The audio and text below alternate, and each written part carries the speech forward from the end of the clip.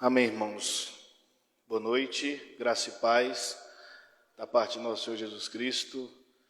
Mais um domingo, mais um início de semana, mais uma dádiva do nosso Deus, um prazer glorioso estarmos juntos, estarmos mais uma vez reunidos para glorificar, engrandecer, exaltar, cultuar ao nosso Senhor Jesus Cristo, nosso Deus, cultuar este Deus maravilhoso que nos proporciona oportunidades grandiosas, dádivas ao qual nós estamos aqui juntos nessa noite, é um privilégio.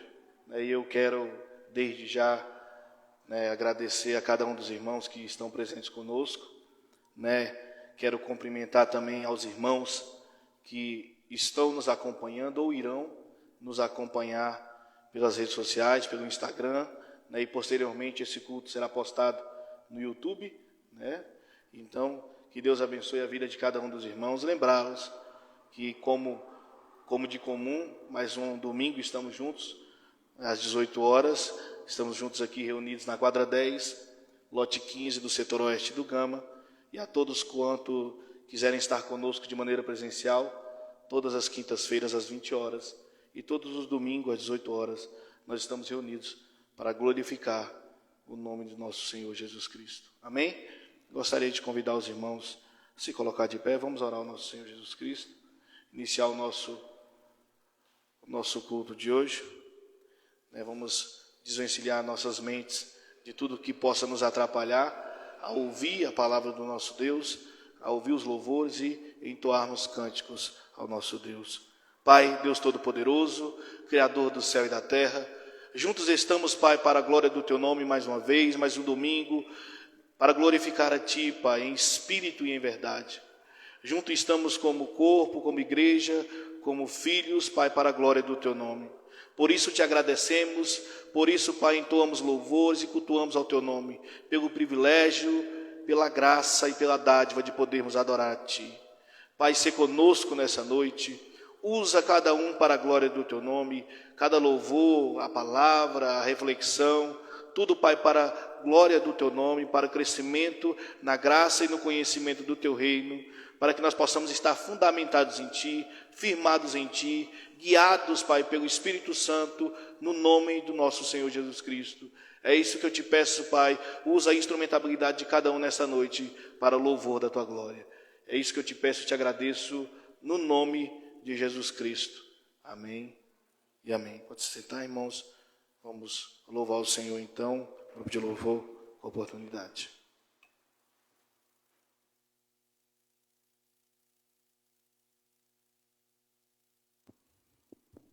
Amém. Vamos louvar, então, nosso Deus.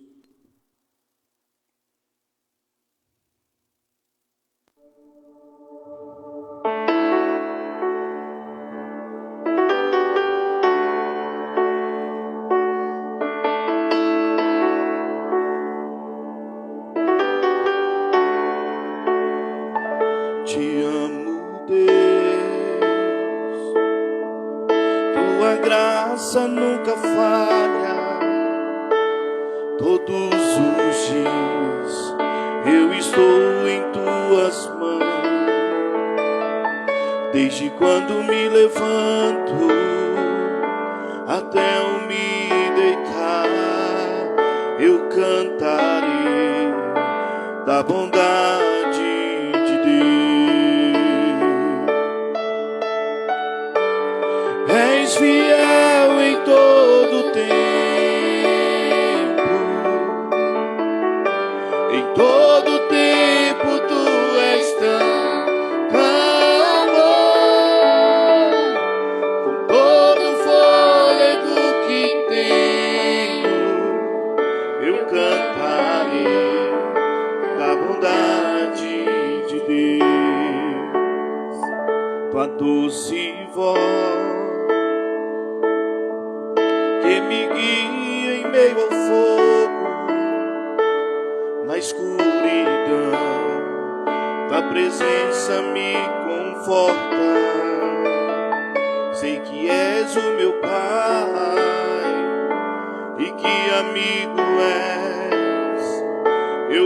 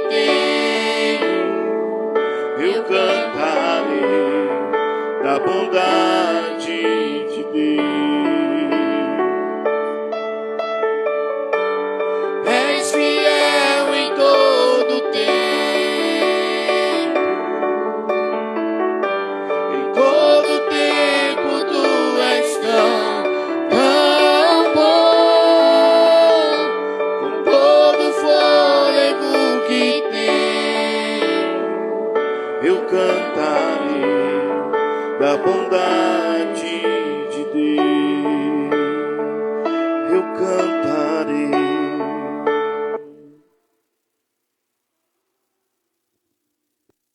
Agradecemos a oportunidade.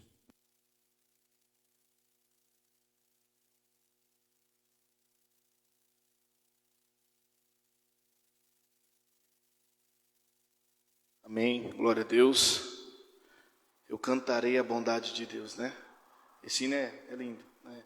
O hino que nos traz a verdadeira natureza, a bondade, né? E o nosso intuito, que é o nosso fôlego, entoar, cantar e louvar a bondade de Deus, né? Esse Deus que é amigo, esse Deus que é nosso Salvador, nosso Pai, né? Para a glória do nome dele. E hoje, mais uma vez, juntos estamos reunidos nesse intuito. E irei fazer uma breve reflexão, né, antes da nossa palavra, né, antes do nosso pregador, nosso preletor, pastor Júnior, que irá nos trazer hoje uma pregação esplendorosa, né, sobre a principal queda, né, o principal problema da queda do homem. E ele vai nos trazer aí esse tema hoje. E eu, com a responsabilidade de introduzir algo aqui, sem entrar na pregação, mas também passando a respeito, eu gostaria de convidar os irmãos para abrirem as vossas Bíblias, né, no livro de Salmos, Salmos capítulo 1,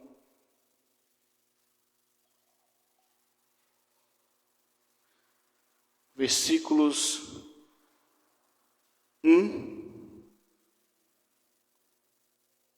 até o 4, até o 6. A gente vai ler até o 6, mas falarei brevemente.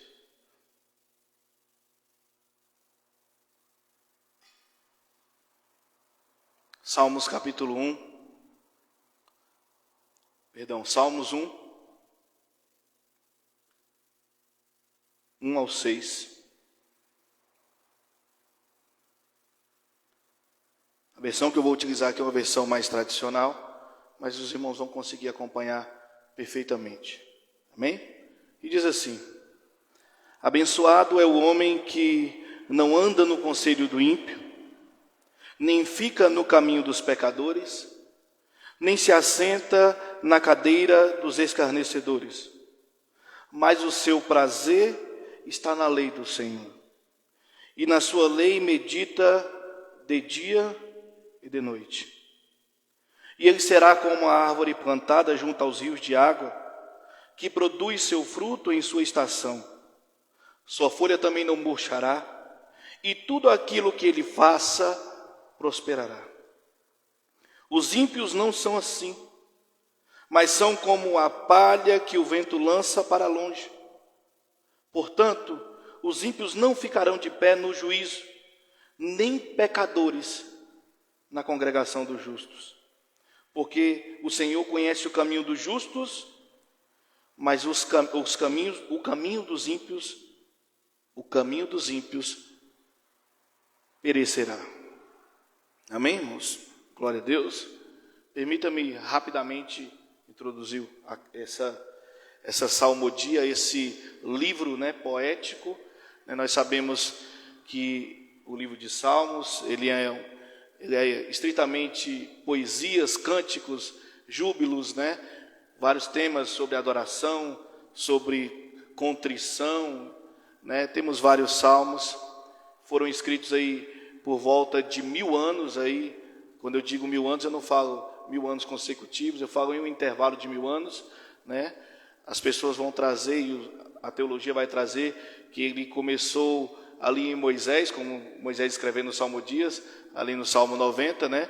E ele finalizou ali a sua escrita ali pós período babilônico, ali pouco antes do 5º século antes de Cristo, né? E aqui a gente vai encontrar louvores, né? Salmo de contrição, salmo de adoração, salmo de interpelação. A gente vai encontrar esse livro, ele é classificado como um livro poético, né?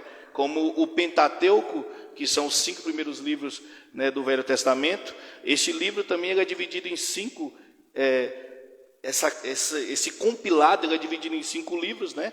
Ele de extensão é o maior livro da Bíblia, contém 150 salmodias, né? E como eu disse, vamos ter vários autores aí: Moisés, Asaf, Davi, os filhos de Coré e vários outros aí que a gente vai encontrar durante esse livro maravilhoso, poético. E como eu disse, ele não necessariamente, mas para os judeus principalmente, ele era um livro de cânticos, né? Os reformadores também usaram este livro como os cânticos dos seus cultos, né? Porque ele traz essa perspectiva poética, né, de estrutura musical, né? E é muito bonito realmente, né, para a gente entronizar e analisar esse texto. E este primeiro salmo aqui, nós temos como, né, o livro não vai nos mostrar, mas nós temos que o primeiro livro, que começa no Salmo 1 até o Salmo 47, se eu não me engano, 41, perdão, ele é estritamente, quase que certeza, escrito por Davi, né? Então a gente tem esse salmo aqui, pela grande maioria, como davídico. E hoje, como o pastor trará para a gente o problema, né, um grande problema, o problema do tropeço, da queda, né? Este livro também, esse primeiro salmo, ele inicia justamente com a perspectiva do mundo, né, sobre os dois caminhos, sobre dois tipos de pessoas, sobre os dois tipos de pensamento, sobre as duas perspectivas, sobre as duas únicas cosmovisões que nós temos, né? Por mais que nos pregado vários caminhos, vários trieiros, né, mas só existe dois e nós conhecemos bem quais são, né? E este salmo vai nos trazer justamente isso: a cosmovisão em Deus e a cosmovisão no sistema mundano, né? Dois tipos de pessoa, dois tipos de caminho e dois tipos de fim. E ele inicia dizendo que abençoado é. E quando a gente lê esse texto e a gente lê este abençoado, nós refletimos, porque eu trouxe justamente com essa perspectiva, para nós nos lembrarmos do que nós estudamos já aqui, né, em Mateus capítulo 5, que começa ali, né, Mateus capítulo 5 até o capítulo 7, que é justamente aquela sermão do monte, que ele começa, né, com as bem-aventuranças. E se os irmãos olharem aí, é o mesmo verbo. Tanto que o hebraico como o grego, ele está nos trazendo uma alegria superlativa, algo que não é somente uma alegria momentânea, um sentimento comum, mas é uma alegria latente que não é capaz de ser produzida por nós mesmos. É algo que vem do extraordinário de Deus, é algo superlativo, como eu disse. E ele já inicia dizendo que abençoado é, né, nos trazendo uma verdade de quem é um homem abençoado. Só que ele vai nos trazer a verdade trazendo 3 negativas. E essas 3 negativas, elas nos mostram a realidade do caminho de uma pessoa, né? A perspectiva que ela começa a andar, que ela se para e que ela se mantém em um lugar, né? Ele vai falar sobre anda no caminho, anda no conselho do ímpio, fica no caminho dos pecadores e se assenta na roda dos escarnecedores. Ele está dizendo: abençoado ou bem-aventurado é aquele homem que não anda segundo o conselho dos ímpios, não fica no caminho dos pecadores e nem se assenta na roda dos escarnecedores. Aqui, a priori, ele está dizendo o seguinte, no primeiro momento: bem-aventurado é aquele homem que não anda segundo o conselho. E o que é este conselho, né? Quando a gente entra aqui no hebraico, nós vamos entender que esse conselho não é aquele conselho que nós temos de hoje. Você dá uma ideia, ou você trazer uma reflexão rápida, falar assim: não, eu acho, eu tenho para mim, né? É o ditado lá do Nordeste, eu tenho para mim. Não, mas não é esse o conselho. O conselho é o estilo de vida. É o estilo nós chamamos de cosmovisão, né? Que é o conjunto de ideias, o conjunto de moralidade, o conjunto de regras que baseiam a vida daquela pessoa. E ele diz: bem-aventurado é o homem que não anda segundo o conselho dos ímpios. E aqui ele está deixando claro: existem 2 tipos de conselho, ou 2 tipos de cosmovisões. A primeira é a cosmovisão dos ímpios. do mundo, daqueles que não vivem e não conhecem, ou como o pastor vai nos trazer, não tem prazer e não reconhecem Deus como Deus. Não vive de acordo com as suas regras.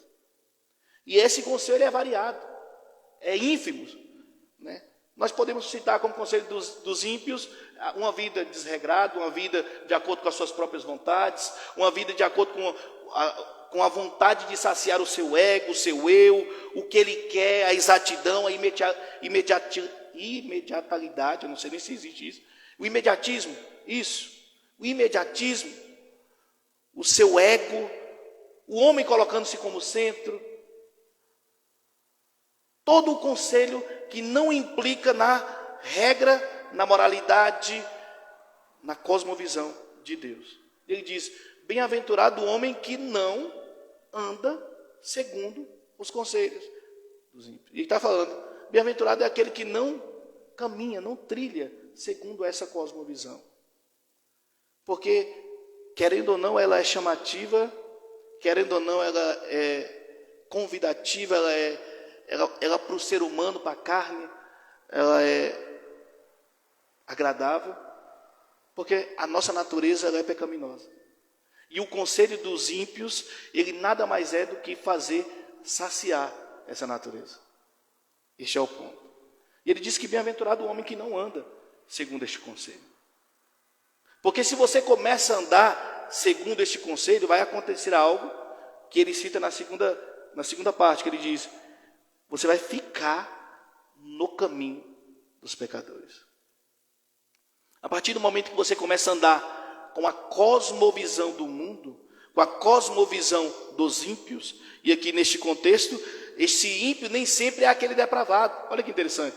Porque quando a gente fala conselho dos ímpios, as pessoas pegam isso aqui e já começam a levar para as pessoas que são depravadas moralmente, até porque o mundo diz como depravado, por exemplo, assassino, ladrão, vários outros pecados aí, que a gente tem como depravação até para a moralidade do mundo. Aqui não é este o texto. O texto está falando do ímpio no sentido daquele que vive longe das regras de Deus. E de qualquer maneira, por exemplo, pode ser uma pessoa benquista na sociedade, mas não vive segundo os padrões morais de Deus. Pode ser um bom engenheiro, um bom médico, pode ser um bom cientista, um bom trabalhador, mas que não vive, não reconhece Deus como Deus e não vive de acordo com a cosmovisão do reino de Deus. Isto é o ímpio. Não é somente aquele que tem a moralidade, aquela visível deturpada, mas aquele que nega os princípios divinos. E a partir do momento que você vive de acordo com o conselho, com essa cosmovisão, porque você tem aquele homem como um teólogo bonito, ou um filósofo bonito, ou um médico bonito, e quando eu digo bonito é nas atitudes, no seu ser, na sua vida, um engenheiro bom de trabalho, uma pessoa boa de coração, mas aquilo nada tem a ver com a regra de Deus, você começa a seguir o caminho deste ímpio, o conselho deste ímpio, você vai parar no caminho dos pecadores, que é este o ponto. Você começa a andar, e quando você vê, você estagna no caminho dos pecadores. E ele diz que quando você para no caminho dos pecadores, se você não for um daqueles ao qual Cristo diz que nenhuma se perderia, é um problema. Porque você vivendo debaixo do pecado, na prática do pecado, você vai se deter, né, na roda, você vai se assentar na roda dos escarnecedores. E a partir do momento que você começa a viver de acordo com o conselho dos ímpios, se detendo no caminho dos pecadores, se assentando na roda dos escarnecedores, você vai partir do pressuposto que naquele momento só estava simpatizante daquela situação, passar para o escárnio, passar para negar, não reconhecer, viver longe dos princípios morais bíblicos divinos. E o negar aqui, irmãos, não é só aquele de boca, mas ele é com a vida, com as atitudes, com o pensamento, no dia a dia, na sua casa, com a sua família. E você pensa que, a pessoa pensa que estava vivendo, quando pensa que não, já está na roda dos escarnecedores. E ele diz, bem-aventurado não é aquele que não vive dessa forma. E ele diz, mas antes tem o seu prazer o quê? Na lei do Senhor. E nela medita de dia e de noite. Quando a gente vê esse texto, quando a gente lê o original, ele vai falar que a lei, a palavra para a lei aqui, é a Torá, né? Mas a Torá aqui não é somente o princípio jurídico, aquele princípio pré-estabelecido para o judeu, aqueles princípios morais e sacerdotais, né? Para o judeu, não. Aqui é a verdade, o valor de Deus progressivo, pré-estabelecido. Quando ele diz, mas aquele que tem prazer na lei do Senhor, é aquela vontade de Deus progressiva, revelada a nós. Aquela pessoa que vive segundo os preceitos de Deus. Cada um na sua época. Moisés, ele tinha uma revelação. Abraão tinha outra revelação. Todas apontando para Cristo. Hoje nós temos uma revelação apontando para Cristo. Um Cristo que já veio e voltará. Abraão e Moisés, um Cristo que viria. Mas todos vivendo de acordo com os preceitos de Deus. De acordo com a lei de Deus. E nela tem o seu prazer. E nela medita de dia e de noite. Olha que interessante. Você não vai viver de acordo com o conselho, com a cosmovisão do ímpio. Porque se você começar a viver, você para. Você estagna como um pecador. E você vai passar de um que vivia de acordo com o conselho para um escarnecedor. Não viva assim. Mas viva de acordo com o conselho de Deus. Tenha o seu prazer na lei de Deus. E nela medita de dia e de noite. E ele diz, medita de dia e de noite, não quer dizer que você vai parar a sua vida para ficar só lendo. Não é isso. Não é você meditar de dia e de noite no sentido prático ali, o tempo inteiro, não é este. Isso, eu posso trazer como comparação, quem já foi do interior, rápido. Por exemplo, um gado, ele tem 2 estômagos. Quando você vê o gado na roça, ele fica pastando muito tempo. Pasta. E você vê que aquele gado não para de comer, não para. Você vai e volta e está comendo. Mas passou um tempo, um determinado fim da tarde, ele senta, ele deita. E quando você vê, ele volta àquela comida para regurgitar, né, aquele ruminar aquela comida, mastigar e aproveitar os nutrientes daquela comida, daquela pastagem. E é o que a Bíblia está nos trazendo aqui. É você ler e meditar. Você ler e aplicar, colocar em prática, entronizar a lei de Deus, ter prazer nela. Não é somente ler a Bíblia, e tem gente que fala, eu leio a Bíblia 30 vezes, 40 vezes, 50 vezes, mas não é este o intuito. Não é você pegar como um livro e ficar lendo, nela meditar de dia e de noite, você pegar e ler. Não é isso. É você aplicar a lei, ter prazer na lei, na vontade. E aqui a lei, como eu disse, não é um estrito judicial, mas é a vontade, o reino progressivo de Deus. Mas é aquele que tem prazer na lei do Senhor. E nela medita, e nela aplica, e nela pratica de dia e de noite. Bem-aventurado aquele que não vive de acordo com o conselho dos ímpios, mas tem a lei do Senhor como prazer. E o nosso pastor trará hoje justamente a diferença de um povo que crê, de um povo que pratica, de um povo que vive nos preceitos, e outros que são deixados, são entregues por não reconhecer este Deus como Deus, por não ter prazer na lei de Deus, como diz o versículo 32, lá em Romanos. Eles não têm prazer, o prazer está em saciar a si mesmo, e Deus os entrega, porque eles vivem de acordo com o conselho dos ímpios. Mas esse texto aqui, a finalidade não é só trazer essa aplicação do que é abençoado e que não é, mas é a aplicação que existem somente 2 caminhos. Só existem 2 tipos de caminhos que levam somente a 2 fins. E ele vai dizer aqui que aquele que é bem-aventurado, ele é como uma árvore plantada à beira do rio, que ela produz o seu fruto nas suas estações, não murcha as suas flores, e tudo aquilo que faz prospera. E aqui o termo aqui não é a prosperidade no sentido natural. Até porque, quando nós lemos o versículo 5 e 6, ele fala do juízo. Ele fala que os ímpios não ficarão de pé no juízo, e nem pecadores na congregação do justo. Porque o Senhor conhece o caminho do justo, mas o caminho do ímpio perecerá. A perspectiva é essa, irmãos. Finalizando. Só existem 2 tipos de pessoas, 2 tipos de caminho e 2 tipos de fins. Bem-aventurado aquele que não vive de acordo com a cosmovisão do mundo, com o conselho, com as práticas, com a vontade de saciar em si mesmo, mas que tem prazer na lei do Senhor. Porque aquele que tem prazer na lei do Senhor, aquele que aplica a lei do Senhor, aquele que vive a lei do Senhor, é como uma árvore plantada à beira do rio. É fortificado, tem a sua raiz firme, porque o princípio é em Deus, eterno, poderoso, aquele que fundamenta, aquele que mantém e aquele que salva. Mas o ímpio não, o ímpio é como folha, que o vento sopra e lança no fogo. Não tem raiz, não tem fundamento, e que por mais que o caminho pareça agradável, o fim é trágico, é perecer. E Deus conhece o caminho do justo e o do ímpio. E o do justo, irmãos, é certeza de estar fortificado e é certeza de prosperar em Cristo, em Deus, no dia do juízo. Mas o ímpio ele não ficará em pé no juízo, e nem aqueles que praticam pecado na congregação dos justos. Então não adianta viver de aparência, não adianta viver em uma perspectiva de falsa moralidade, não adianta viver numa perspectiva errada. Bem-aventurado aquele que vive não de acordo com o conselho do ímpio, mas de acordo com a lei do Senhor, e nela tem prazer, e nela medita de dia e de noite.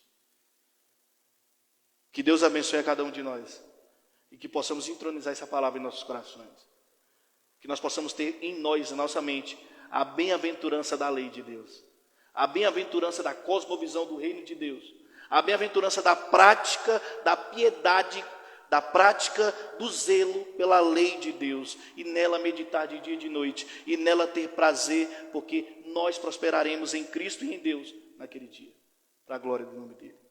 Que Deus nos abençoe. O grupo de louvor está com a oportunidade, e logo após, pastor Marconel, se puder orar pelo nosso preletor essa noite. Boa noite, irmãos, graça e paz.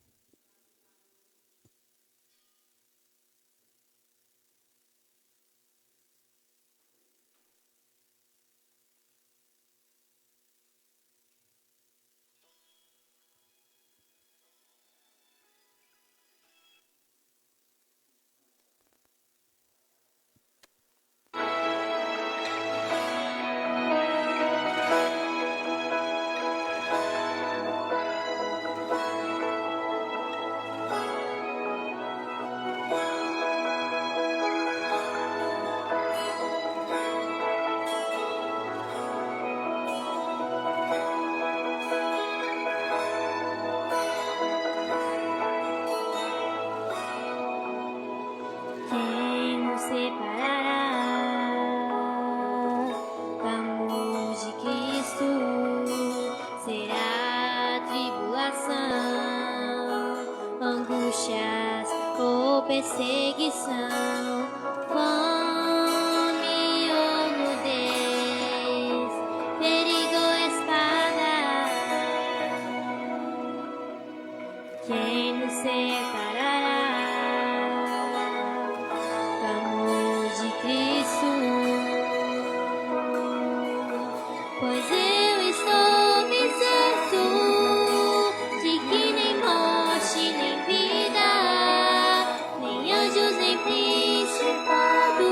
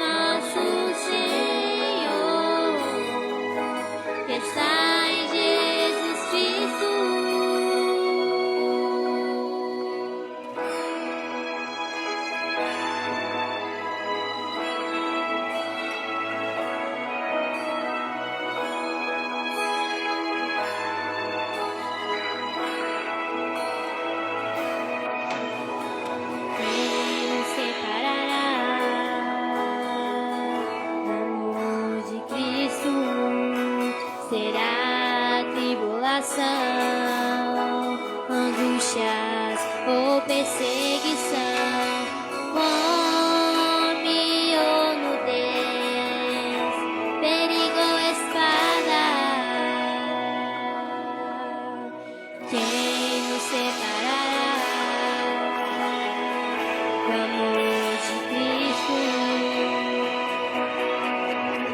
Pois eu estou bem certo de que nem morte nem vida, nem anjos nem principados, nem coisas do presente, nem poder vir, nem poderes, nem alturas, nem profundidade, nem qualquer outra criatura poderá nos separar do amor de Deus que está em Jesus Cristo, nosso Senhor, que está em Jesus Cristo. Nada, nada poderá nos separar. Nada, nada poderá nos separar do amor de Deus que está em Jesus Cristo, nosso Senhor, que está em Jesus Cristo. Agradecemos a oportunidade.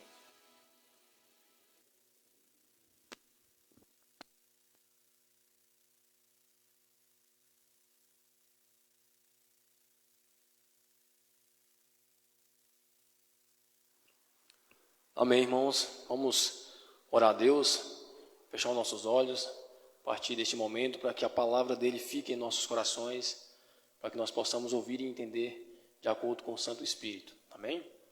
Senhor Deus, amado Pai, obrigado por mais essa oportunidade de estarmos aqui ouvindo a Tua palavra, que a partir desse momento o Teu Espírito esteja nos guiando a essa verdade essencial, que o Teu servo, Pastor Júnior, através do Teu Espírito, possa nos falar aquilo que a Tua palavra está dizendo e que nós possamos entender, meu Pai, dentro do nosso contexto, dentro daquilo que o Senhor quer nos passar, dentro daquilo que nós precisamos ouvir, modificar, transformar, e que essa palavra possa ficar em nossos corações para vir a dar frutos. Que o Senhor possa estar abrindo a nossa mente e o nosso coração, tirando todas as barreiras e todos os impedimentos que possam estar nesse dia impedindo de ouvir a Tua voz. É o que nós te pedimos e nós te agradecemos em nome de Cristo Jesus. Amém.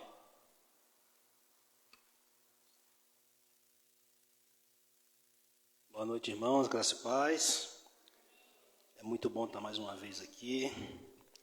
Deus tem permitido que a gente seja usado por Ele para trazer a sua mensagem, de sermos boca de Deus. É isso que nós somos, porque esta palavra de Deus ainda é errante, é a palavra que nos desperta, que tem nos chamado para compreender a verdade que Ele estabeleceu antes da fundação do mundo, para que nós, como seus filhos, possamos honrá-lo como Deus. Assim que a palavra nos instrui, nos orienta, toda honra, toda glória seja dado ao único que é digno, que é Deus, né? Hoje na representação do seu Filho Jesus Cristo, o qual nós estamos aqui adorando. E bem, hoje nós vamos dar continuidade ao estudo do livro de Romanos. Hoje nós vamos, com a permissão do Senhor, finalizar o capítulo 1. Nós estamos discorrendo aí há cerca de 2 meses, mas para estar relembrando os irmãos, nós começamos o capítulo 1, onde Paulo ele vem se apresentar como apóstolo do Senhor, chamado por Deus para levar as boas novas ao povo de Deus, aos judeus e também aos gentios. Na verdade, ele foi chamado para ser apóstolo dos gentios, o povo que não conheciam a lei de Deus. E Paulo, lembrando que Paulo ele era um judeu, guardador da lei. Ele, embora fosse um guardador da lei, não tinha tido ainda a revelação do Espírito Santo do que a lei realmente estava apontando, que era a vinda do Messias. Então Paulo vem, após o chamamento do Senhor, indo para Damasco. Desde então ele foi despertado, teve seus olhos abertos para levar essa mensagem que traz a salvação para todo aquele que nele crê. Mas Paulo, já predito pelo próprio Cristo, que todos pelo nome de Cristo seriam perseguidos, com Paulo não seria diferente. Enquanto Paulo era judeu e guardava a lei, o mundo não o perseguia, mas quando os seus olhos foram abertos, ele passou a ser perseguido. Veja bem, ele deixou de ser perseguidor dos que eram salvos, estavam sendo salvos, e quando ele foi os olhos abertos, ele também passou a ser perseguido. Por quê? Porque a palavra é fiel. A palavra diz que por causa do meu nome vocês vão ser afligidos, vocês vão ser perseguidos, vocês sofrerão. E a palavra de Deus, ela é rica e verdadeira. Isso aqui é o que nós precisamos para passarmos esse período em que nós estamos aqui nesta terra, com a paz no coração que só o próprio Deus pode nos dar. Mas esta paz no coração não é a paz que nós entendemos como paz. Porque veja bem, Paulo era perseguido, assim como os outros apóstolos. Era humilhado, era apedrejado. Aí você pergunta, que paz é essa? Então a Bíblia nos mostra que muitas das coisas que o Senhor nos mostra na Bíblia não devemos ver com os olhos naturais, mas sim espirituais. São questões espirituais. Então Paulo mostra para essas pessoas, e ele escreve essa carta, da qual nós vamos concluir o capítulo 1 hoje, que essa igreja que foi aberta em Roma por nenhum apóstolo, ele fica tão feliz com essa igreja sendo aberta, porque a fé daquelas pessoas era ouvida em todo aquele mundo antigo. Então Paulo se alegrava, por quê? Não pela igreja ter sido aberta, mas pelo fato de saber que ali tinha irmãos em Cristo. Por quê? Porque essa mensagem era espalhada, a notícia se espalhava em todo lugar. Então Paulo, como pregador real, verdadeiro, genuíno da palavra, ele sentia-se feliz por saber que lá em Roma também tinha cristãos verdadeiros. Então ele tinha um ardente desejo no coração de conhecer esses irmãos, conhecer, conversar, trocar experiências e se alegrar, porque a vida do cristão, nós sabemos que não é fácil. Não é fácil ser cristão. Entenda, irmão, ser cristão conforme o Senhor nos orienta, não é fácil. Existem muitas igrejas mundo afora de cristãos, evangélicas, mas poucos são cristãos verdadeiros. Por que eu falo isso? Porque a Bíblia diz, e ela é verdadeira. Ele diz que estreita é a porta e poucos entram nela. Então, nada do que eu venho dizer aqui da minha própria cabeça ou coração. É a própria palavra que revela. E a palavra de Deus, ela é fiel. Então nós temos que entender que Paulo, como semeador da palavra, ele sente na obrigação, nós estudamos isso, de semear o evangelho em todos os lugares. Então não era diferente em Roma, porque ele pretendia ir mais adiante, ter a Europa, ministrar a palavra, porque o que ele aprendeu, o que ele recebeu de Deus, ele queria compartilhar. Ele queria que as pessoas também fossem despertadas por Cristo, assim como ele foi.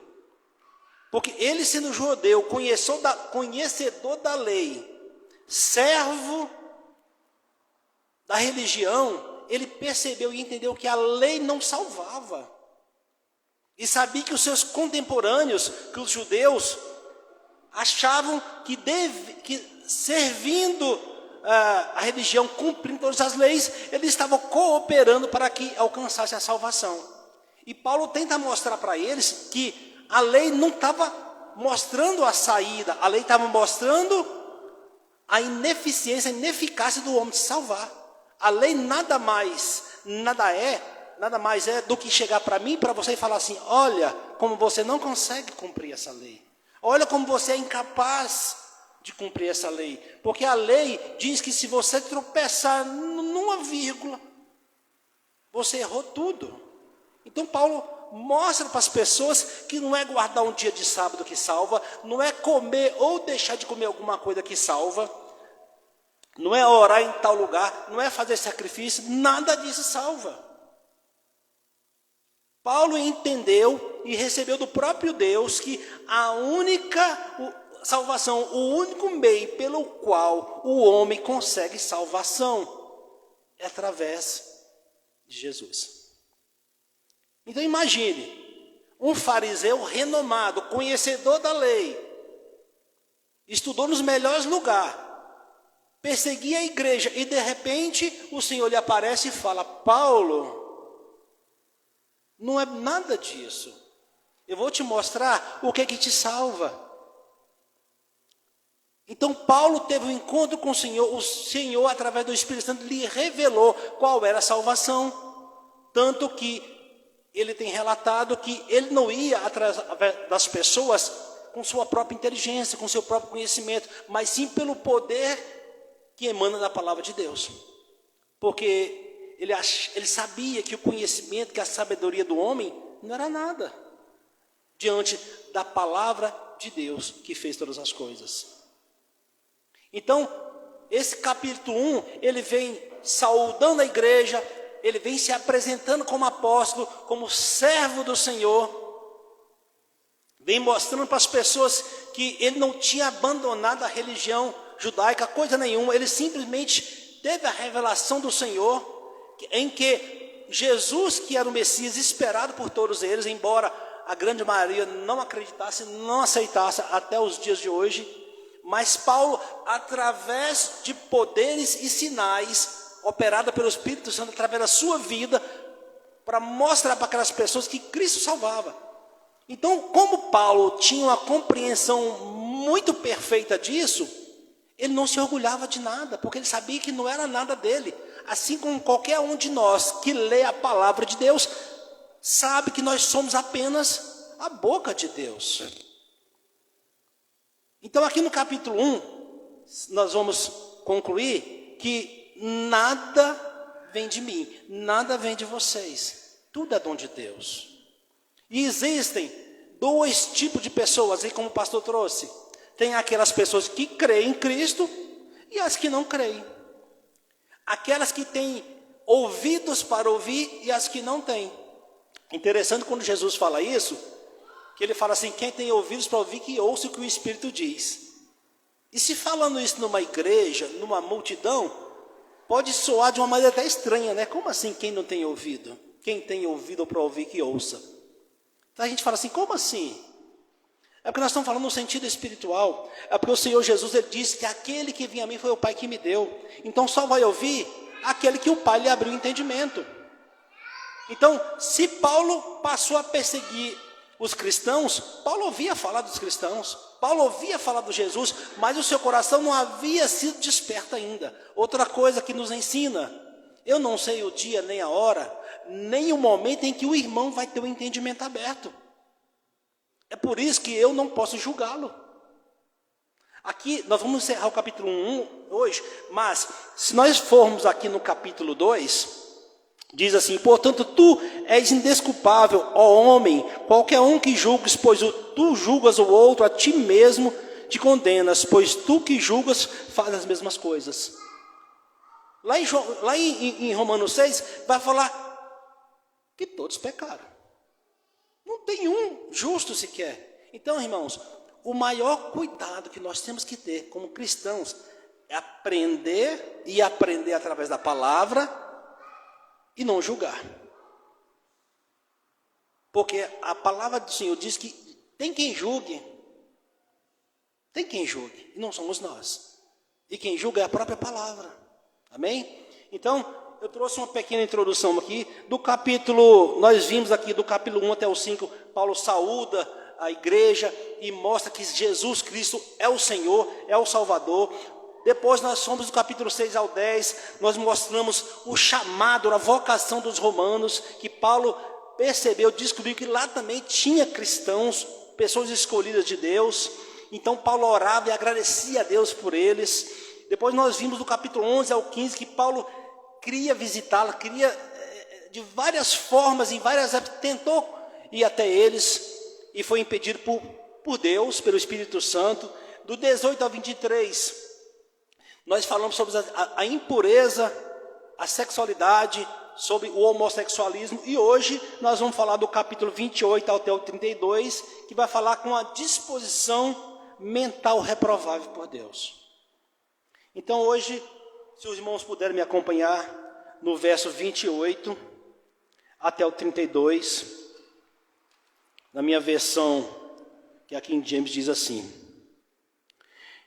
e como eles não se importaram em reter Deus em seu conhecimento, Deus os entregou a uma mente reprovada para fazer estas coisas que não convêm, estando cheios de toda a injustiça, fornicação, maldade, cobiça, malícia, cheios de inveja, assassinato, contenda, engano, malignidade, murmuradores, caluniadores, aborrecedores de Deus, perversos, orgulhosos, fanfarrões, inventores de coisas más, desobedientes aos pais, sem entendimento, infiéis nos pactos, sem afeição natural, implacáveis, sem piedade, os quais, conhecendo o julgamento de Deus, que os cometem tais coisas, são dignos de morte. Não somente as fazem,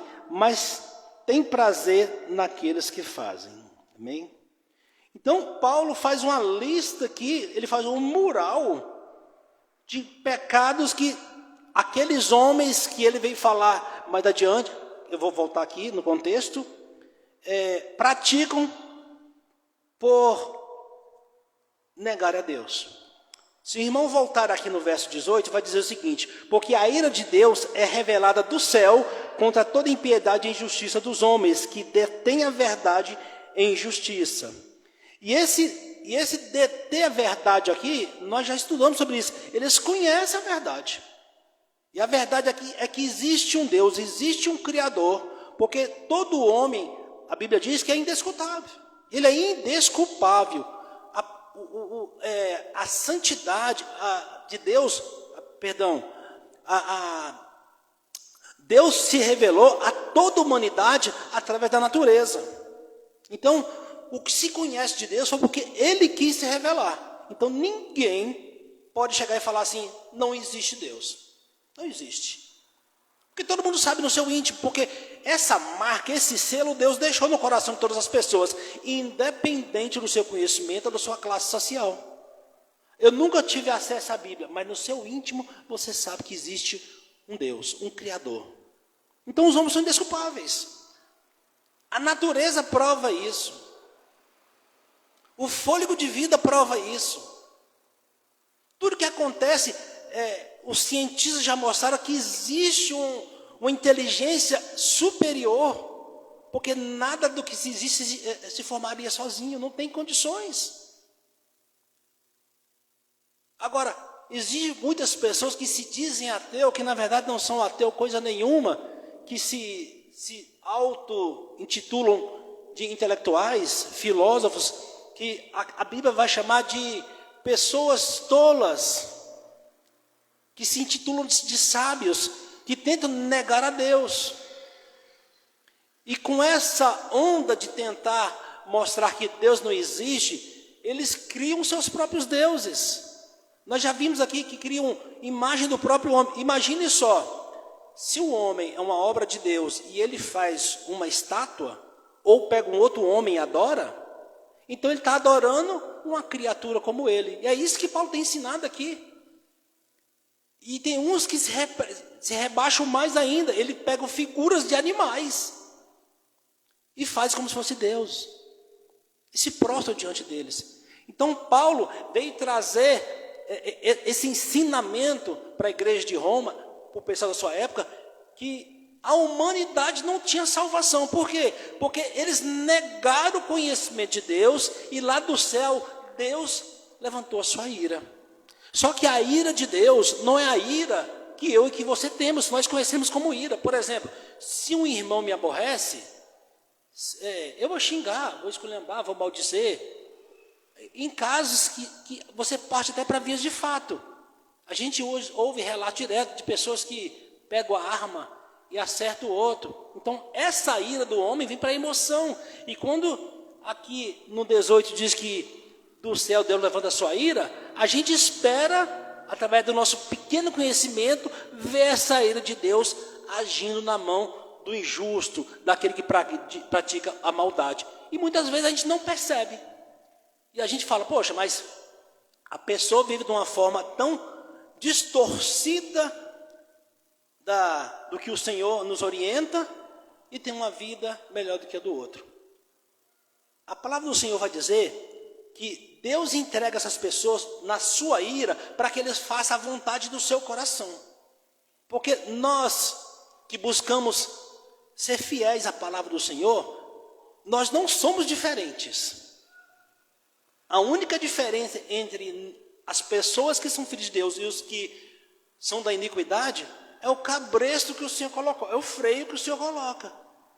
Porque tanto um coração de um quanto do outro tem a vontade de fazer o mal. Deseja fazer o mal. Porque está intrínseco no coração do homem. O homem, desde a queda, ele já nasce mal. Se você pegar uma criancinha desse tamanho aqui, ela já faz birra, ela já bate, ela já quer tomar do outro.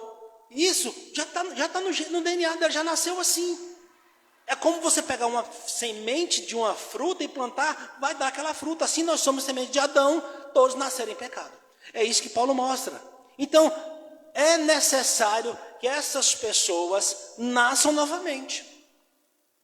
E muitas das vezes eu já pensei isso. Por que Deus não acabou com toda a humanidade, assim como foi na época de Noé? E faz tudo de novo. Mas quem diz que ele não está fazendo isso? Ele está fazendo. O Senhor Jesus chama os seus para um novo nascimento. Para nascer de novo. Para nascer de uma maneira espiritual. Para que tenha uma mudança de mente. Uma mudança de comportamento. Isso não é mérito meu, nem de nenhum de nós. Isso muito antes que tudo existisse, o Senhor já elegeu cada um do que Ele quis.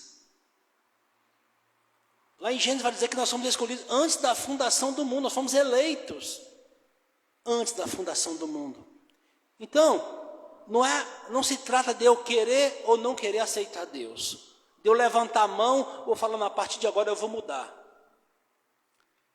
Esse convencimento do pecado, da justiça e do juízo, quem traz é o próprio Espírito Santo. Mas, para que nós sejamos despertados, é necessário que a gente ouça a palavra de Deus. Porque ela que tem a chave que vira a nossa mente. Então, Paulo, no encontro com Jesus em Damasco, ele teve encontro com Jesus. E ali a mente dele foi mudada. Ele passou a ver, a enxergar, e na escritura traz de uma maneira para que a gente entenda melhor, caiu as escamas dos olhos, como se tivesse algo tampando, ele passou a enxergar. Então, o que Paulo está mostrando aqui, que nós precisamos buscar a Deus com todas as nossas forças e nos esforçarmos para viver conforme os seus ensinamentos.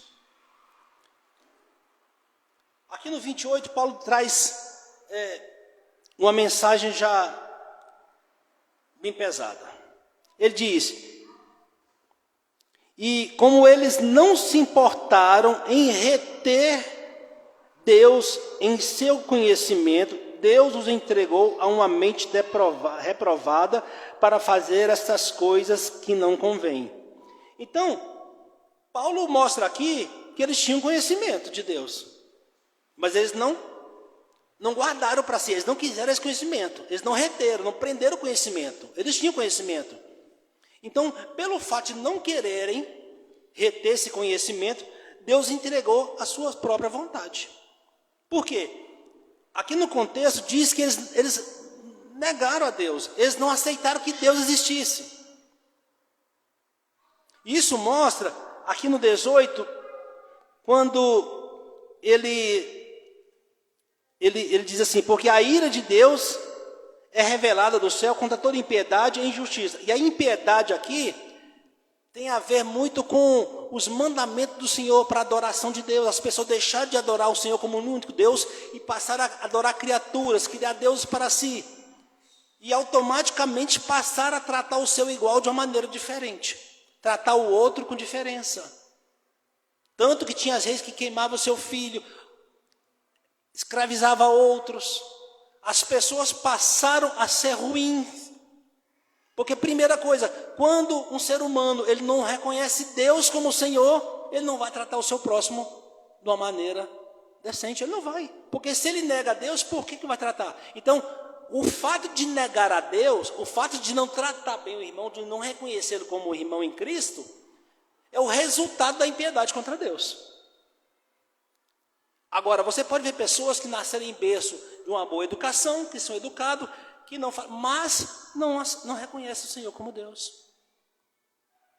E às vezes a gente tem uma pessoa que fala besteira, nasceu em um meio que não tem uma educação de saber falar bem, mas teme a Deus, honra a Deus. Então, as pessoas que professam Deus, você não pode escolher no meio social. Você não pode escolher pessoas que são bem-sucedidas financeiramente e as que não são. Deus, ele não restringiu a esse tipo de coisa, mas sim ao temor que ele colocou no coração de cada pessoa. E Paulo diz que essas pessoas que negaram a Deus, Deus entregou a vontade que o ser humano tem, que é chafurdar na lama, de viver o pecado mais absoluto. Tanto que aqui mais adiante ele vai falar que os homens perderam até sua forma, a mulher perdeu até a sua forma natural de se relacionar. Aí você vê a forma natural, normal da mulher se relacionar, é mulher com mulher, e homem com homem. E você vê que na época de Paulo isso já era gritante. Então não era natural você ver mulher com mulher e homem com homem. Assim como nos nossos dias. Não é natural. Então, isso vai de contra aquelas palavras que diz que as pessoas falam, não, eu nasci assim. Não, é porque eu nasci no corpo errado. A própria palavra diz que as pessoas perderam a sua ação natural. Por quê? Por não reconhecer o Senhor como Deus. E Deus entregou as suas próprias vontades. A vontade do seu coração, ou seja, é o Deus afastado do homem. Então o homem vai viver o que o seu coração entende que é certo, que é correto. E esse entendimento que o homem sem Deus tem da realidade é distorcida. Porque o que nos traz entendimento é Deus, para saber o que é certo e errado. Tanto que, se nós formos analisar a nossa vida passada de entendimento bíblico, hoje é diferente. Hoje nós sabemos que por nós mesmos não podemos alcançar a salvação. Hoje nós sabemos pela palavra que o Senhor já elegeu o seu povo antes da fundação do tempo. Nós já sabemos através da palavra que uma vez que Deus salvou aquela pessoa, a salvação não se perde. Nós sabemos que aquelas pessoas que são salvas, elas dão frutos de arrependimento. Aí sim vai dizer se ela é salva ou não. Nós sabemos através da palavra que só vão ouvir a palavra do Senhor aqueles que o Senhor lhe abriu o entendimento. Ele diz lá para os fariseus em João 6,39, se eu não me engano, 42, que vocês não ouvem a minha voz porque vocês não são meus discípulos. Se vocês fossem, vocês ouviriam. Então nós temos aprendido isso com Paulo, que existem pessoas que não vão ter esse entendimento, e existem pessoas que vão ter esse entendimento. Então são dois tipos de pessoas que Paulo está mostrando aqui. E essas pessoas que negam aceitar o Senhor como Deus, elas vivem por sua conta e risco. Elas vivem motivadas pela vontade do seu coração. E a vontade do coração do homem é pecar. Todos os dias. Aí eu pergunto para a igreja, porque eu já me perguntei isso, e eu não tenho vontade de pecar? Tenho, mãe. Tem, a gente tem vontade de pecar. Mas o que faz com que eu não peque? Pecar a gente peca todo dia, irmão. Pecados que nos venham a nos afastar de Deus. É a força que nós temos através do Espírito Santo que habita em nós. Para resistir ao pecado. Não fosse o Espírito Santo, nem igreja teria. E sem igreja, o mundo já estaria um lamaçal de pecado. Porque a igreja é o sal da terra. A igreja é que controla a destruição da humanidade. Porque nós somos e devemos ser exemplos para o mundo. Exemplo moral para o mundo. Então, a igreja do Senhor é o que sustenta esse mundo caído. E nós, quando a gente fala igreja, a gente sabe que Jesus é a cabeça da igreja. E nós somos apenas membros que somos comandados pela cabeça. Então, Paulo vem trazendo que o homem, ele vem se afundando, vivendo a sua maneira reprovada por não reconhecer a Deus como Senhor. E a sua mente foi reprovada, ou seja, a sua mente está desenganada da realidade. Eu não sei que termo que eu posso usar, como se ele fosse um esquizofrênico espiritual. Ele não vive na realidade. Só que para ele é verdade o que ele vive. Viver numa vida de prostituição para ele é o correto. Viver numa vida de mentira, de roubar, é o correto. Se você for analisar hoje, no nosso contexto, no nosso mundo hoje, olha o que está acontecendo nos colégios. Hoje eles não tentam mais segurar o ensinamento que distorce o entendimento das nossas crianças. Porque antigamente existia essa briga, mas a briga hoje é para poder introduzir o ensinamento errado, da ideologia de gênero.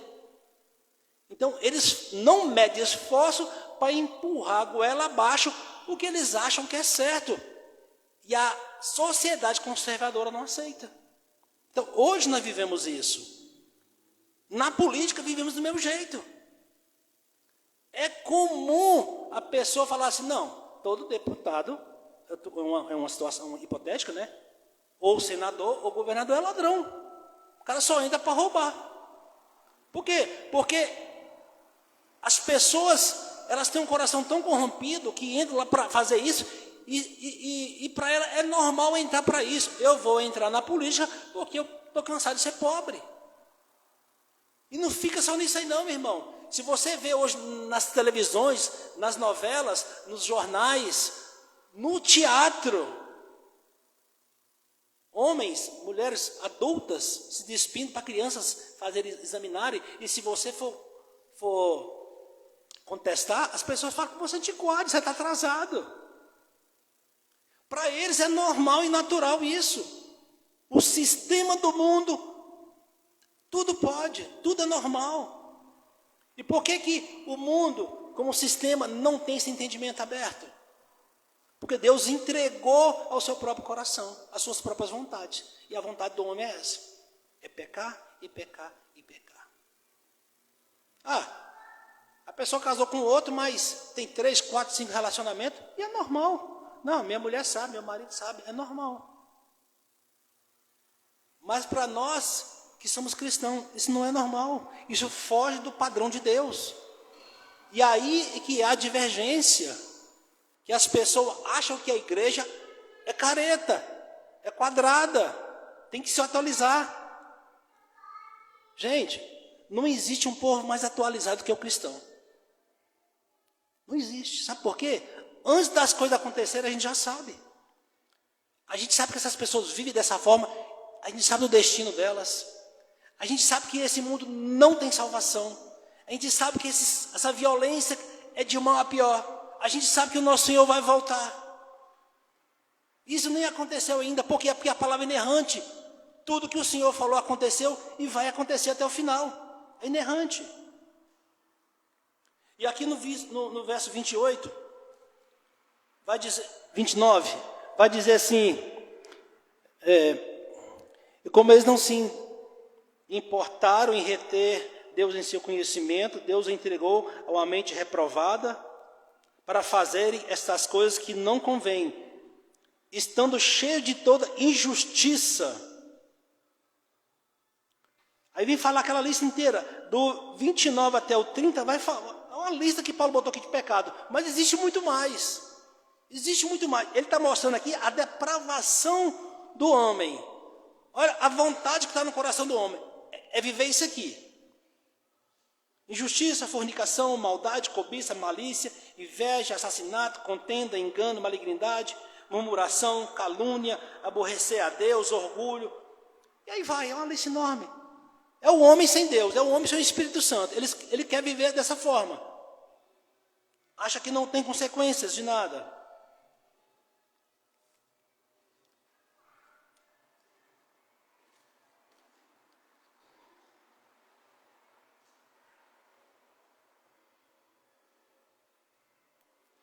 E as pessoas, de um modo geral, a sociedade, elas têm uma tendência de culpar a Deus por tudo que é ruim, por tudo que está errado. Teve uma guerra, morreu um monte de Deus, por que Deus deixa? Teve peste no país, tal, morreu tanta gente, por que Deus deixa? Tudo é culpa de Deus. Mas as pessoas têm que olhar para dentro de si, o que está no coração do homem, por que estão fazendo isso? Nós passamos há pouco por uma pandemia, ora uma doença que veio criada no laboratório, ora escapou, ora não é. Ninguém sabe o que está no coração do homem. Nós temos que ver que a falta de alimento para a humanidade não é porque Deus não manda chuva, não. Não é porque Deus faz com que a terra dê o crescimento para o alimento, não. São políticas egoístas de governantes que só pensam no seu bolso, que não geram empregos, que não geram dignidade para a família. O pai de família, a mãe, trabalha numa roça, numa lavoura, para receber uma miséria. Não tem casa própria, não tem esgoto, não tem nada. E vem botar a culpa em Deus. O homem com seu coração ganancioso só pensa no seu bolso, gasta riquezas que em 10 gerações, que em 10 vidas ele não consegue gastar. E ainda acha pouco e vem botar a culpa nas costas de Deus. Esse é o homem sem Deus, ganancioso. Compra torneira de ouro, é pia de ouro, é carro banhado a ouro. É milhões e milhões numa viagem. Dinheiro desviado do povo, para cuidar do povo, para dar saúde, comida, alimentação. As pessoas morrem infectadas, sem médico. Quanta cidade de interior no Brasil a gente conhece que não tem esgoto, que as pessoas não têm acesso a um médico, a um dentista, e vem botar a culpa em Deus, porque as pessoas estão morrendo milhões. Será que o mundo em que nós vivemos é tão pobre assim? Quantos milhões países ricos gastam para levar o homem até a lua? Será que esse dinheiro não seria convertido em ajudar a humanidade? Será que a culpa é de Deus também, que não olha, que é o Todo-Poderoso e deixa as pessoas passarem fome? Será que não tem comida suficiente no mundo? Será que não tem dinheiro suficiente no mundo para ajudar toda a humanidade? Cadê o tesouro da terra desde quando o mundo é mundo? Onde está esse ouro? Porque se você for pegar o livro de histórias, sempre existiu riquezas no mundo. E todos eles passaram, todos morreram, e a riqueza está onde? Ou será que o que Faraó falou é verdade? Eles levaram consigo para outra vida. Por que querem botar a culpa em Deus? Porque o homem não assume a sua responsabilidade de ser egoísta, ganancioso. Porque o homem, desde o jardim do Éden, devido ao seu coração corrompido pelo pecado, ele aprendeu a culpar o outro. Ele não quer assumir a responsabilidade dos seus erros. Não, Senhor, foi a mulher que tu me deste que me deu. Não, foi a serpente que tu criaste. E não é diferente em nossos dias. Você vê uma nação como a nossa, riquíssima. E tem pessoas miseráveis passando necessidade. Será que Deus, como dizem, né, não é brasileiro? Mas Deus não pode acabar com tudo isso? Engraçado, né? Para cobrar de Deus, reconhece que existe Deus. Por que Deus não faz nada? Então reconhece. Aqui Paulo está falando. Eles sabem que existe Deus, mas não tratam com Deus, não dão glória a Deus, não rendem glória a Ele, como Senhor, como soberano. Não basta acreditar que Deus existe. Não basta acreditar. O diabo acredita, o diabo sabe, ele tem fé, mas não obedece. não lhe rende glória. Mas nós temos aprendido aqui que até o diabo se submete à vontade de Deus. O diabo é uma ferramenta na mão de Deus. Deus usa para a sua glória, só age com permissão de Deus, nós temos aprendido aqui. Mas o homem se acha tão superior que não acha que não precisa de Deus para nada. Então Deus pega esses homens e entrega a sua vontade. Então viva sem freio, sem contrapeso. Faça tudo o que você tem vontade. Aí ele se chafuda na lama. O coração corrompido perde o senso da realidade e passa a se relacionar homem com homem, mulher com mulher, matar, roubar, se prostituir e vira isso aqui que Paulo está mostrando. E Paulo fala: ei, desperta você. Você que entende que existe um Senhor. Você que entende que Jesus morreu em nosso lugar e nossos pecados foram perdoados. Existe uma vida além dessa. Esse evangelho da prosperidade que te promete tudo que é bom, tudo que era maravilhoso aqui, e esquece da outra vida. Mas isso é contra a Bíblia. A Bíblia não ensina isso. Aquele que mais dá, mais recebe, é isso que Deus está prometendo.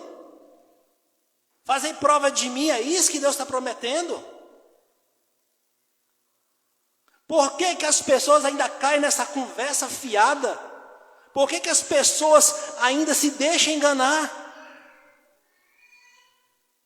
Doam tudo que tem. Depois vai falar que Deus é injusto. Pega um bem de família, pega a sua casa, seu carro, seu apartamento. As economias dão para determinadas igrejas.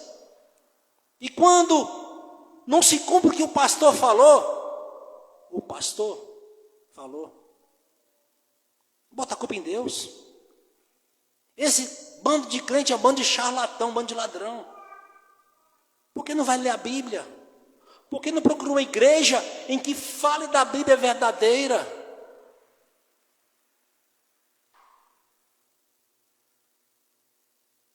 Porque a palavra de Deus, ela veio para te admoestar, para te confrontar, para mostrar quem você é e quem é Deus, e que não somos nada sem Ele, que a salvação é dele. Se você está passando dor, é porque Ele permitiu. Se você está feliz, é porque Ele permitiu. Tudo é para Ele, tudo é dele.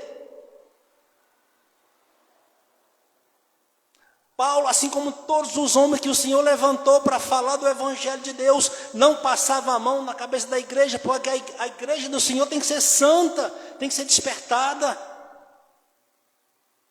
Eu sou jovem demais para ser crente, eu sou novo demais para servir a Deus, primeiro eu vou aproveitar a vida.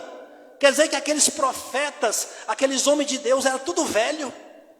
Daniel era velho, Timóteo era velho, Isaías era velho, todo mundo era velho.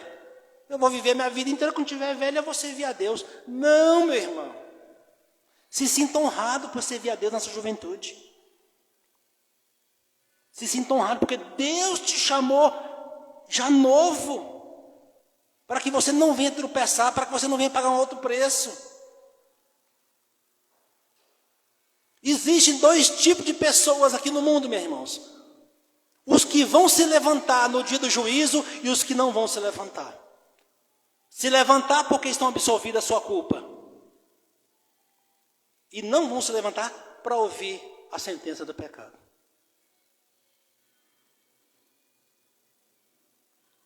E não tem outro caminho.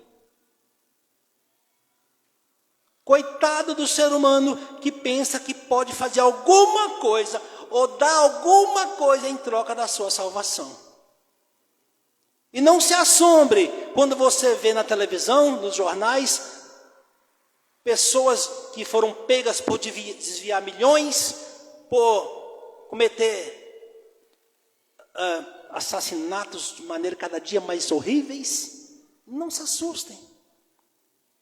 São sinais que aqui está nos orientando. Fala assim, olha, quando a violência aumentar, o desamor, o amor esfriar, está aproximando o grande dia. Está aproximando. Aquele que tá na iniquidade vai se sujar mais ainda. Não se admirem. Isso é bíblico. Eu desconheço um mestre, um pastor, um estudioso, um teólogo. Eu desconheço que ele mostre alguma frase, alguma letra aqui que nunca se cumpriu. Toda a palavra de Deus sempre se cumpriu e vai se cumprir. Então, irmãos, se você tem isso no seu coração, você sabe que Jesus Cristo é o Senhor. Se você tem no seu coração de que o Espírito Santo já fez uma morada aí e te convence do pecado, quando você erra de alguma forma, você sente aquela tristezazinha, se prostre diante de Deus e agradeça. Porque muitos não podem sentir isso. Muitos pecam, estão chafurdando na lama e têm a sua mente cauterizada. É triste dizer isso, mas muitos são das nossas próprias famílias. E não há nada que eu ou você possa fazer para mudar esse cenário, a não ser ter uma vida reta e tentar levar as boas novas. E para terminar, meu irmão, eu vou abrir aqui em Romanos 6, no verso 23,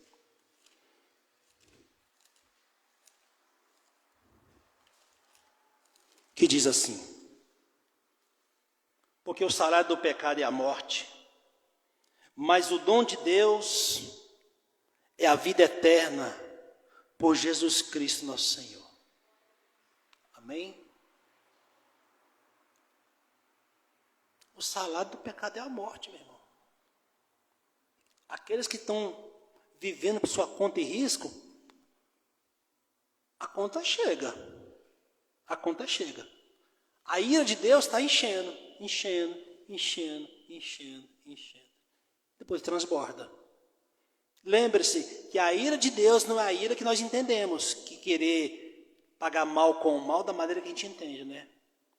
Deus entrega a ele a sua conta e risco, para viver a calamidade que está no seu ser, no seu coração. E aqueles que são de Deus, que temem a Deus, que sentem amor por Deus, mas o amor não vem dele, é do próprio Deus que coloca esse amor nele, se glorie nisso. E busca a Deus mais e mais, amém? Eu agradeço à igreja pela oportunidade. E eu convido o pessoal do louvor para estar adorando o Senhor, em nome de Jesus.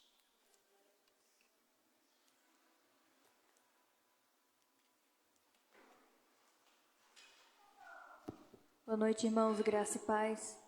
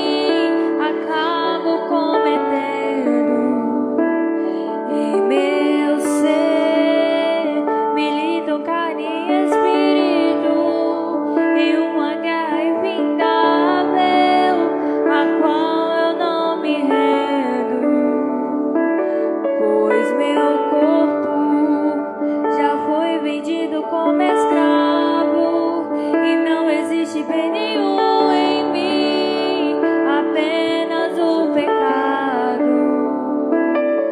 Mas eu sei que no tocante ao meu interior tenho prazer na tua lei, tu és o meu amado. Então liberta-me de mim, eu quero ser a sua casa.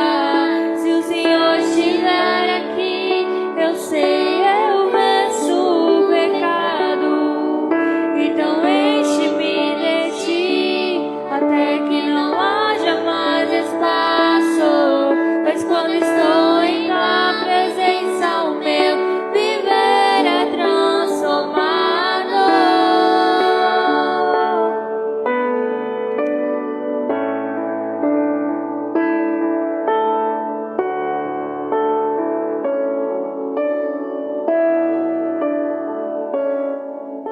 E reina o Espírito sobre a carne.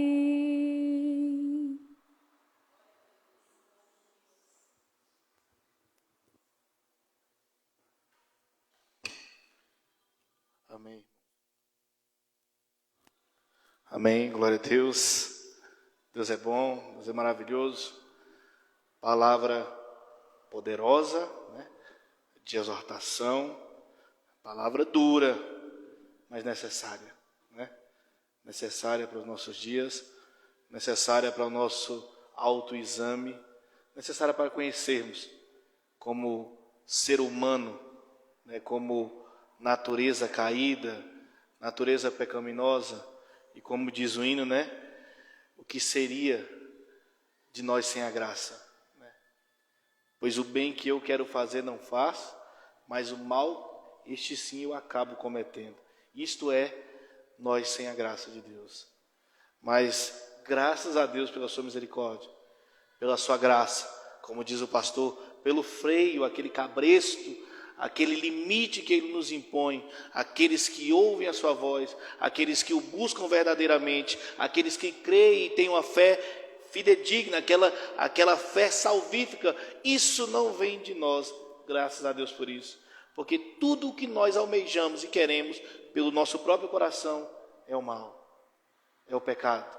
Mas esse Deus nos freia, esse Deus é misericordioso, esse Deus é maravilhoso, e Ele nos presenteia com a sua misericórdia, com a sua graça e com o que nós mais almejamos, é com a vida eterna.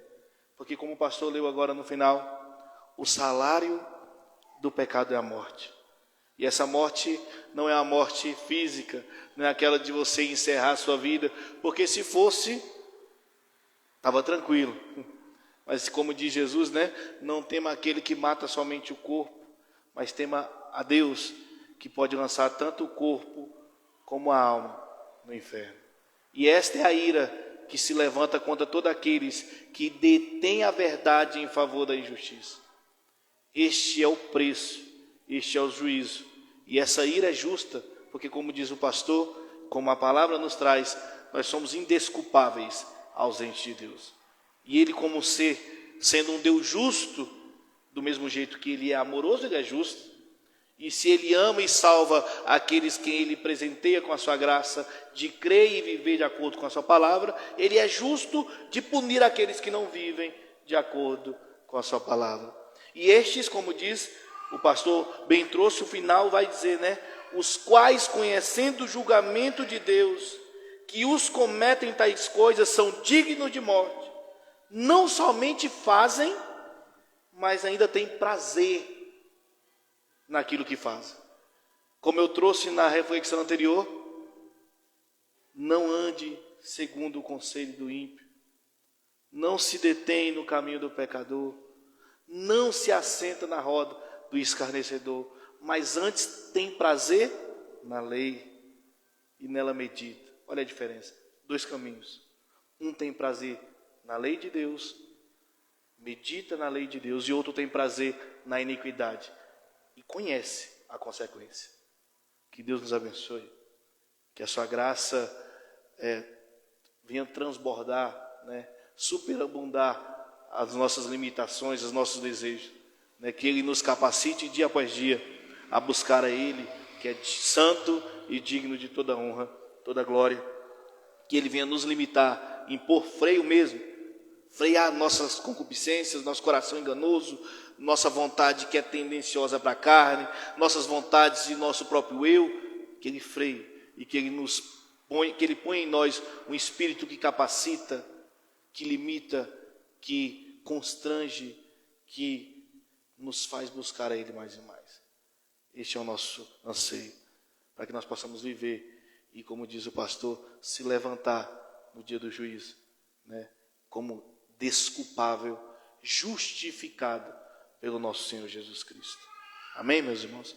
Glória a Deus. Eu quero agradecer a vida de cada um dos irmãos que estão conosco nessa noite, que vieram.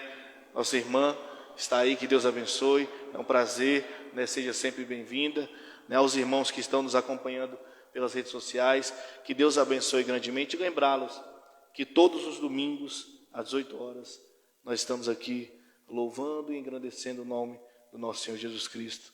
Toda quinta-feira, também às 20 horas, trazendo o estudo ali do Novo Testamento, não é? A respeito ali, estamos no Evangelho de Jesus Cristo, conforme o relato de Mateus. Então, toda quinta às 20, todos os domingos às 18, quadra 10, lote 15, setor oeste do Gama. Aqueles que tiverem o desejo de estar conosco de maneira presencial, será bem-vindo, né? Será um prazer cultuarmos ao Senhor junto. Aquele que não pode, continue nos acompanhando, né? Seguindo aí os estudos, as pregações, para a glória do nome de Deus. Sem mais, vamos nos colocar de pé, vamos orar ao nosso Senhor, finalizar esse culto de hoje, né? Mais um início de semana, mais um domingo, né? E nada melhor do que iniciar como iniciamos hoje, né? Buscando e louvando ao nosso Deus. Deus Todo-Poderoso, Pai misericordioso, mais uma vez queremos somente te agradecer, Pai. Te agradecer pela sua misericórdia, te agradecer por se revelar a nós, te agradecer pelo nosso Senhor Jesus Cristo, ao qual o Senhor enviaste, ao qual se entregou a si mesmo, se fez servo, se entregando sem culpa, mas se fazendo culpado pelo meu e pelo pecado de cada um que crê. Agradecer, Pai, pelo outro Consolador, o Espírito, ao qual Cristo nos agraciou, nos redarguindo, nos limitando, nos capacitando a viver a vida de santificação diária, a uma vida, Pai, ao qual eu e ninguém conseguiria viver se não fosse esse Espírito. A uma vida que se não fosse esse Espírito, estaríamos pelas nossas próprias paixões, pelos nossos próprios corações, e isso nos levaria à morte eterna. Então, Pai, somos gratos por essa oportunidade de crer em Ti, de seguir a Ti e de padecer por Ti também. Somos gratos por ser chamados filhos, co-herdeiros com Cristo, corpo, igreja, povo santo. Muito obrigado, Pai, por esse privilégio. Ser conosco, Pai, dia após dia. Abra as nossas mentes, abra os nossos corações duros, olhos cauterizados, mente cauterizada. Abra, Pai, pelo Teu poder e pelo Teu Espírito. Nos faça, Pai, querer buscar a Ti mais e mais. Nos faça, Pai, querer adorar, orar, ser íntimo de Ti. Nos faz crescer, Pai, na graça e no conhecimento da Tua palavra, para a glória do Teu nome. Ser conosco, Pai, durante essa semana. Livra-nos, Pai, de tudo que não provém de Ti, principalmente do meu e do coração de cada um que é enganoso. Livra-nos, Pai, do homem e da mulher maliciosa. Nos livre, Pai, de acidente de trabalho. Nos livre, Pai, no nosso dia a dia. Nos livre de nós mesmos. Ser conosco, que o Teu Espírito venha superabundar em graça, porque nós somos pecadores. Para a glória do Teu nome e no nome do Teu Filho amado Jesus, é isso que eu te peço e te agradeço. Amém e amém. Então, meu irmão, minha irmã, está finalizado, para a glória de Deus.